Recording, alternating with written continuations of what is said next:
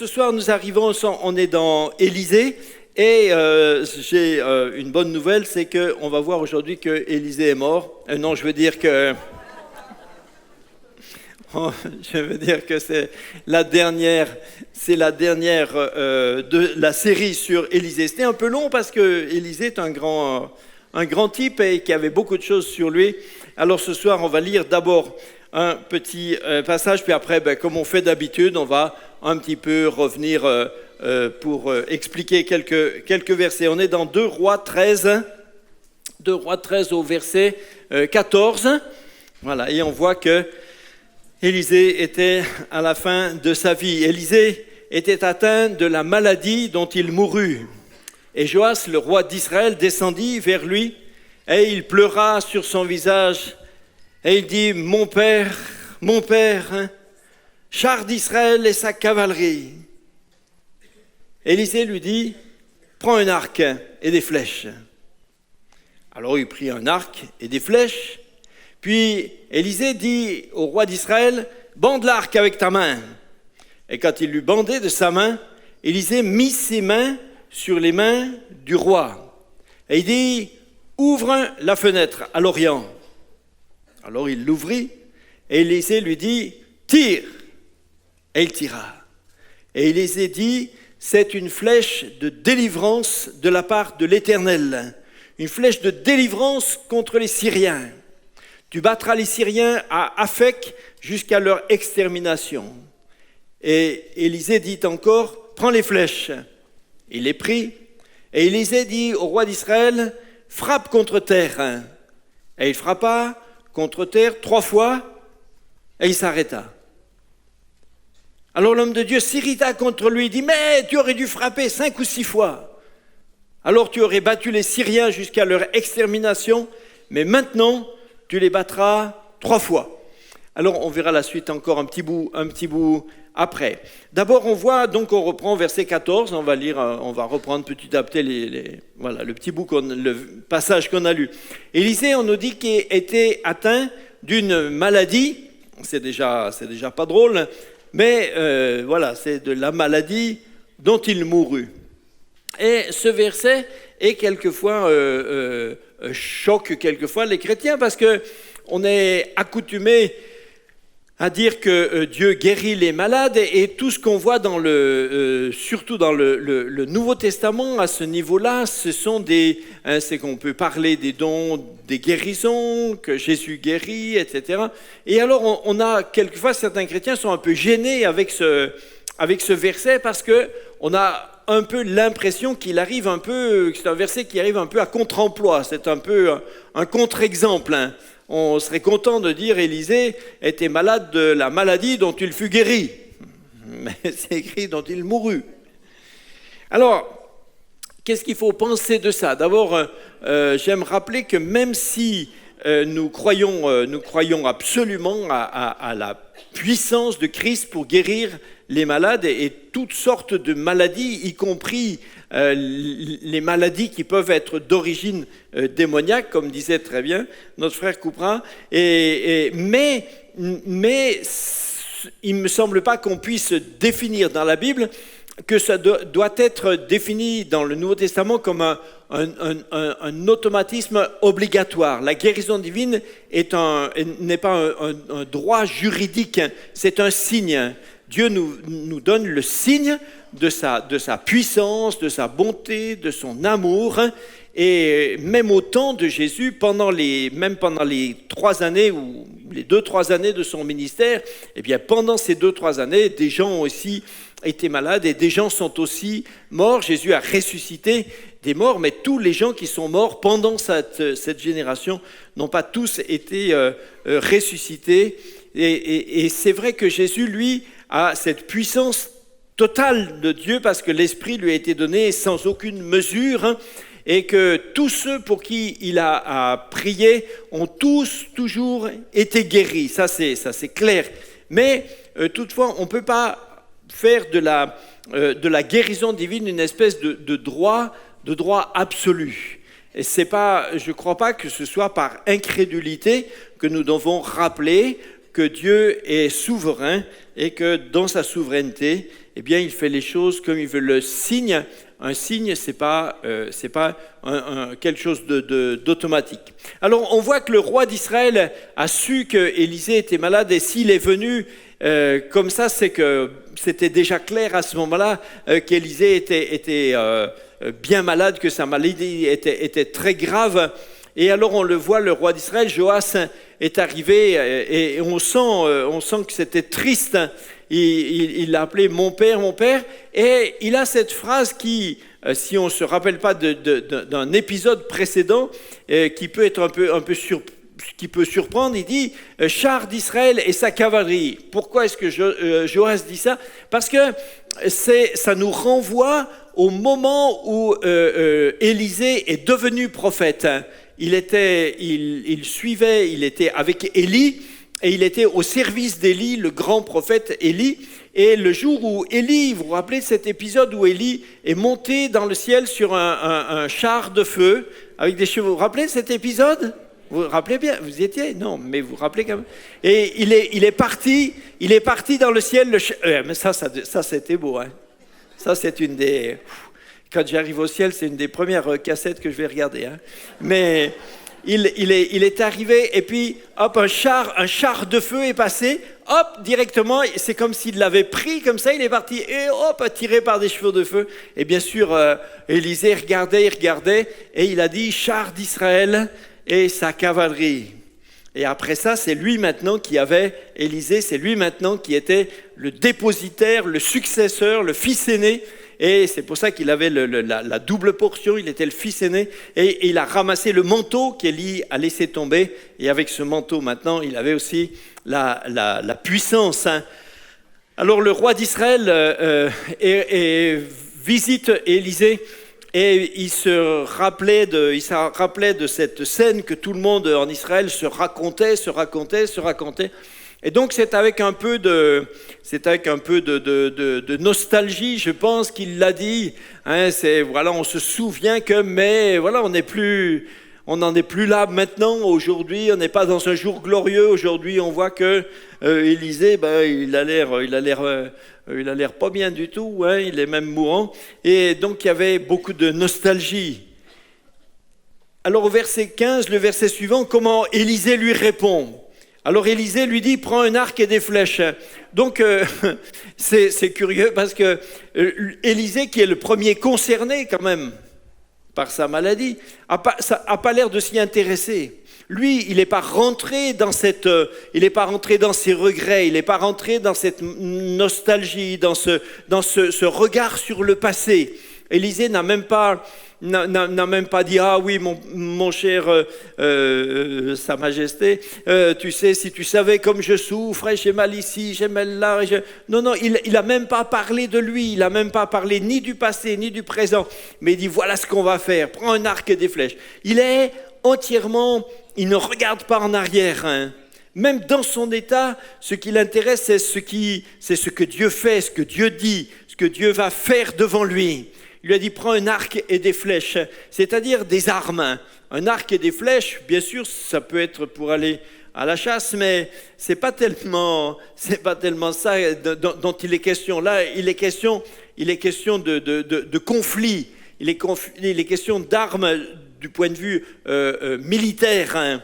Et donc, Élisée, malgré ses problèmes, a un projet. Il a un projet et il voit des armes. Verset 16, il lui a dit de bander l'arc avec sa main. Ça veut dire d'être prêt au combat. Frères et sœurs, est-ce que nous sommes prêts au combat? Est-ce que les armes, où sont les armes? Vous savez qu'en Suisse, pour ceux qui sont militaires en Suisse, eh bien, ils ont un fusil. Vous savez que les Suisses, tous ceux qui font l'armée, hein, quand ils ont reçu un fusil, ils gardent le fusil chez eux. Ils ont le fusil est sous le lit, hein, enfin, ou sur l'armoire, quoi. Mais en France, ça serait peut-être dangereux, mais chez les Suisses, ça marche. Hein. Ils ont leurs armes. Et quelque part, je trouve que c'est logique. Mais est-ce que nous, chrétiens, est-ce que nos armes sont avec nous? Ou est-ce que nos armes sont seulement à l'église, et puis de temps en temps on y va, et puis on les frotte un peu, on les frotte, on les fait briller, on achète du cirage spécial acier, comment on appelle ça, noir de guerre, c'est parce qu'il faut que ça soit poli, mat, mais on les fait juste resplendir, ou on les utilise, hein? Est-ce qu'elles sont prêtes? Est-ce qu'on les a sous la main? Est-ce qu'on est capable? Il lui a dit, Élisée a mis ses mains sur les mains du roi. Et ça, c'est un peu curieux parce que, vous voyez, Joas a pris son arc et il a tiré. Et le prophète a mis ses mains sur ses mains. Le geste veut dire qu'il faut une communication du Saint-Esprit. Les armes ne peuvent pas être utilisées, les armes spirituelles ne peuvent pas être utilisées par un homme en tant qu'homme. L'homme par lui-même n'est pas capable d'utiliser des armes spirituelles. Pour utiliser des armes spirituelles, il faut être dans l'esprit. Il faut une communication de vie spirituelle. Quelqu'un qui serait chrétien et qui aurait seulement une sorte de persuasion intellectuelle est incapable d'utiliser des armes spirituelles. Il est incapable, par exemple, de chasser un démon. Il est incapable de rentrer dans un conflit. Même quand si quelqu'un n'est pas avec l'Esprit de Dieu, comme ça, s'il n'y a pas cette communication spirituelle, il ne peut pas refuser un conflit dans un couple, par exemple, et combattre pour un couple qui est en train de se déchirer. Parce que pour ça, il faut utiliser des armes. Et il faut bander l'arc et il faut tirer des flèches sur l'adversaire. Mais il faut que l'Esprit ait mis sa main sur tes mains pour que tes mains puissent être conduites. Sinon on fait que de la persuasion. On va juste seulement aller voir les personnes et puis essayer de les persuader que ce qu'ils font va leur faire du mal. Mais la persuasion n'a jamais changé personne. Quelquefois, on arrive à convaincre les gens. Alors parce qu'ils sont convaincus, ils vont encore faire un effort pendant un moment. Mais les problèmes spirituels ne sont pas résolus. Pour utiliser des armes spirituelles, il faut une force spirituelle. Pour être un homme de Dieu, il faut marcher avec Dieu. Pour être un homme de l'esprit, il faut marcher avec l'esprit. Il faut que cette communication soit sur nous. Sinon, nos armes sont purement théoriques. Vous pouvez avoir appris Éphésiens 6 par cœur, et puis tous les jours, avant de partir au boulot, dire je mets le casque du salut, je mets la ceinture, je mets ma cuirasse. Mais si c'est des récitations de versets, ça ne vous donne pas de force. Est-ce que le Saint-Esprit est sur toi, sur tes mains, sur ta tête, sur ta pensée, sur ta bouche, sur tes capacités de parler pour pouvoir t'opposer à l'ennemi? Sinon, il n'y a rien. Verset 17, j'aime bien aussi ça, il a dit, 17, il lui dit, ouvre la fenêtre. Alors là, je ne sais pas comment il a fait, parce que si vous représentez, c'est un peu curieux. Hein. Joas a pris son arc, il tire, et en même temps, le prophète a mis ses mains sur ses mains, et en plus, il lui dit, ouvre la fenêtre. C'est compliqué, hein, c'est compliqué à faire tout à la fois. Hein. Mais enfin bon, ils se sont débrouillés, il a ouvert la fenêtre. Hein.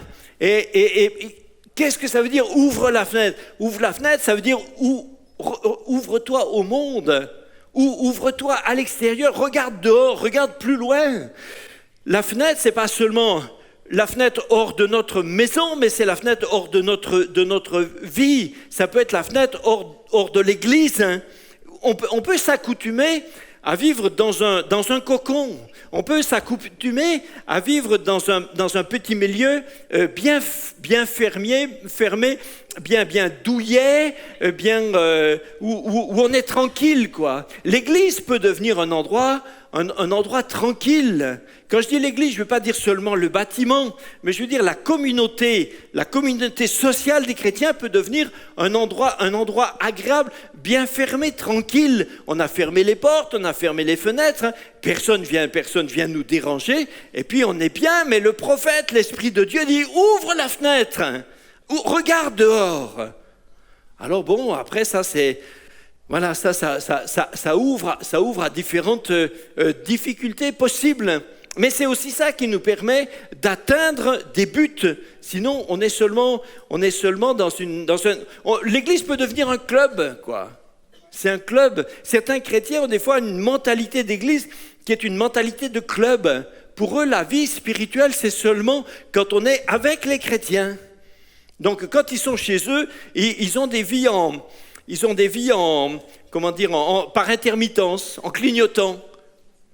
Il y a des temps spirituels, puis des temps neutres, puis des temps spirituels.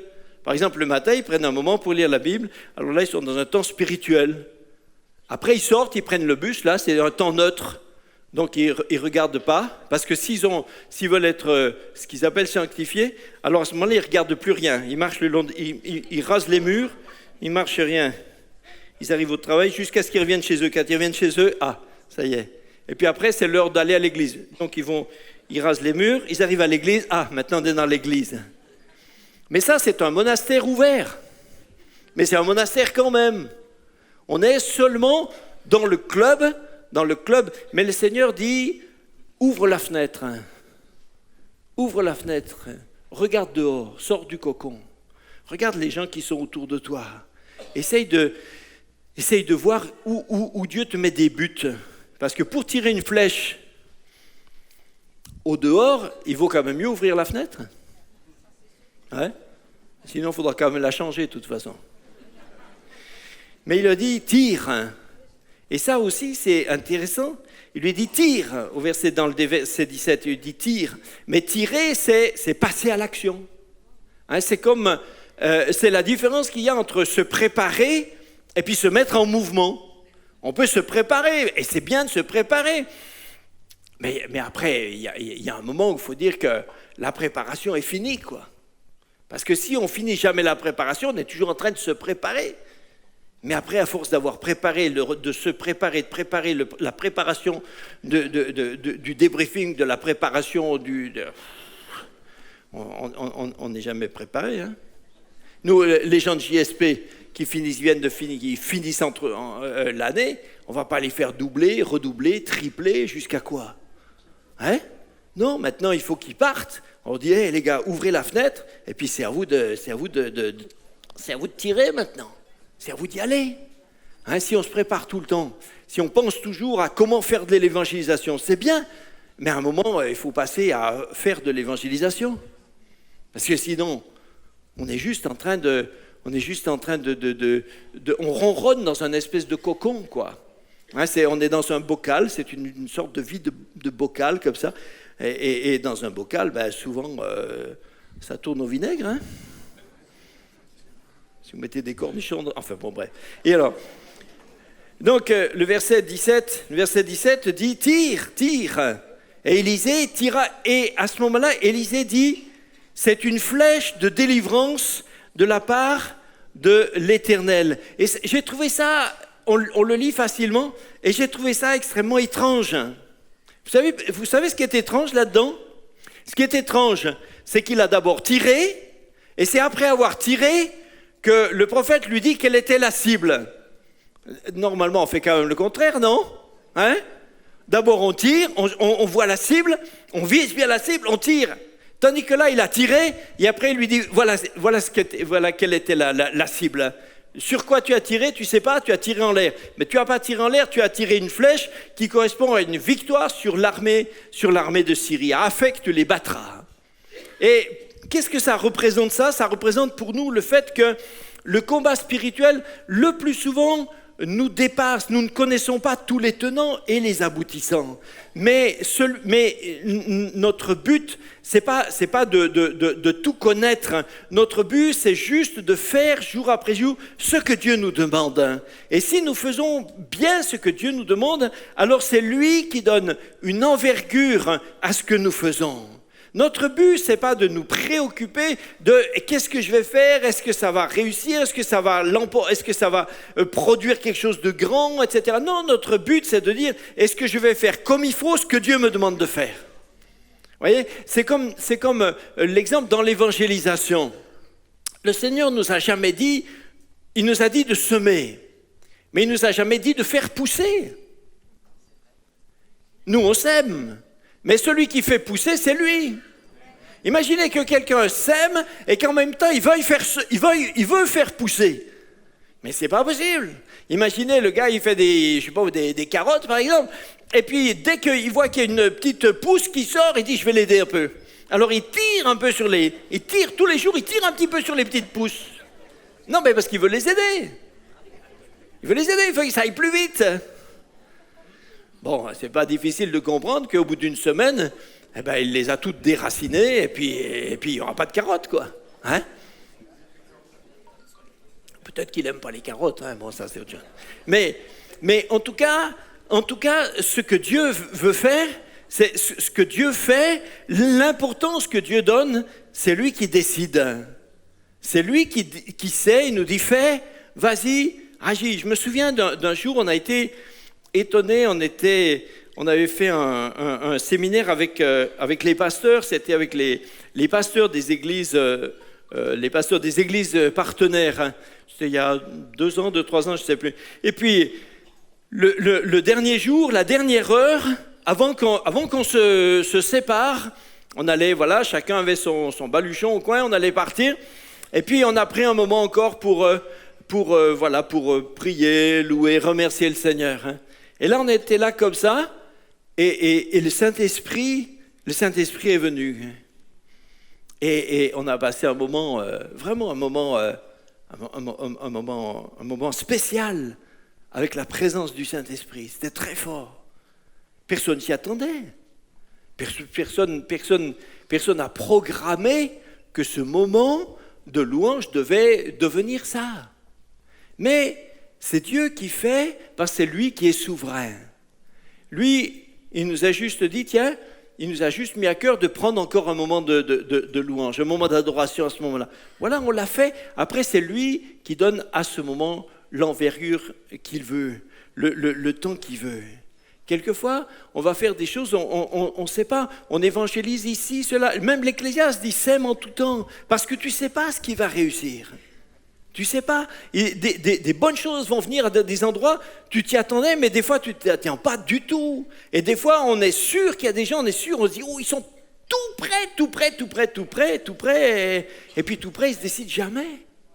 Et des fois, d'autres, dont on n'aurait pas misé un copec sur leur conversion, et tout d'un coup, les voilà, et ils aiment Dieu de tout leur cœur, et ils servent Dieu à 100%. Voilà, Dieu reste souverain. Mais c'est pas à nous de définir des buts, des cibles, de ce qu'on veut faire, que ça devienne ceci, cela. Vous savez, vous avez des gens, des fois, un peu des slogans du style, des slogans même pseudo-chrétiens, des slogans du style ayez l'ambition de faire de grandes choses pour Dieu. Mais des slogans comme ça ne sont pas dans la Bible. L'apôtre Paul n'a jamais dit ça. L'apôtre Paul dit de ne pas chercher les grandes choses. Mais notre ambition, c'est de faire parfaitement ce que Dieu nous demande. C'est de faire chaque jour, comme il faut, les petites choses qu'on doit faire chaque jour. Et quelqu'un qui fait chaque jour, comme il faut, les petites choses, à la fin, ça fait une grande vie. Mais notre but, ce n'est pas d'avoir de l'ambition. Notre but, c'est d'avoir juste le désir de faire plaisir au Seigneur. Au verset 18, Élisée lui a dit encore, prends les flèches. Et il les prit, Élisée dit au roi d'Israël, frappe contre terre. Donc là, dans ce deuxième tableau, si vous voulez, Joas avait maintenant les flèches dans sa main, et lui dit, frappe contre terre. À mon sens, je comprends qu'il frappait avec le pied. Hein, il a frappé par terre. Et puis, voilà, il a frappé 3 fois, et puis il s'est arrêté. Il savait pas, mettez-vous à sa place. Il ne savait pas ce qu'il devait faire. Donc il a frappé 3 fois. Alors le prophète était un peu fâché contre lui. Il lui dit, tu aurais dû frapper plus de fois si tu avais frappé 5-6 fois. Maintenant, puisque tu as tapé par terre 3 fois, tu vaincras 3 fois. Alors on peut se demander, et on peut comprendre ça un petit peu de 2 façons différentes. On peut se dire, est-ce que c'est le nombre de fois que le roi Joas a tapé par terre qui a déterminé le nombre de victoires, ou plutôt on peut comprendre que ça a révélé ce qui allait se passer, c'était déjà déterminé, et puis en tapant par terre, il a révélé ce qui allait se passer. Pourquoi? Parce que sinon on va lui en vouloir, mais lui, il n'avait pas de raison de penser qu'il devait taper plusieurs fois, 5 fois, 6 fois, mais pourquoi pas plus, mais pourquoi plus, voilà. Le prophète s'est irrité contre lui parce que lui, il avait reçu cette communication de Dieu, cette communication qu'il y avait des victoires à venir. Et le prophète était fâché parce qu'il espérait que Joas allait frapper plus de fois, et qu'on aurait une victoire totale, définitive. Et là, il s'est rendu compte que non, ça sera une grande victoire, ça sera une belle série, mais on ne sera pas totalement débarrassé de nos ennemis. Frères et sœurs, on ne sera pas totalement débarrassé de nos ennemis jusqu'à ce qu'on aille au ciel, mais on peut remporter des séries de victoires significatives. Il nous faut sortir quelquefois d'une espèce de vision pessimiste. Et nous, spécialement occidentaux, nous sommes très menacés par le pessimisme. Comme le disait le frère Vernas le mardi dernier, et il nous faut faire attention à une vision pessimiste de la vie, de toute chose. Et les Français sont particulièrement, je crois, pessimistes. Si on leur demande comment va aller le monde, il va aller mal. Comment va aller la France, elle ira mal. Comment ira la société, elle ira mal. Comment ira l'économie, elle va aller mal. Et les Français voient tout en mal. Alors forcément, à force toujours de tout voir, que tout va toujours aller mal, on finit aussi quelquefois dans l'Église par rentrer dans une espèce de sinistrose. Et il faut sortir de la sinistrose et puis se dire qu'il y a devant nous aussi des victoires, il y a aussi des choses à faire, il y aura aussi des bons accomplissements, il y aura aussi de belles choses avec le Seigneur. Sans doute des tas de choses difficiles, parce que même des victoires, c'est des victoires dans des combats. Des combats, c'est des champs de bataille, c'est des coups à donner, mais c'est des coups à prendre aussi.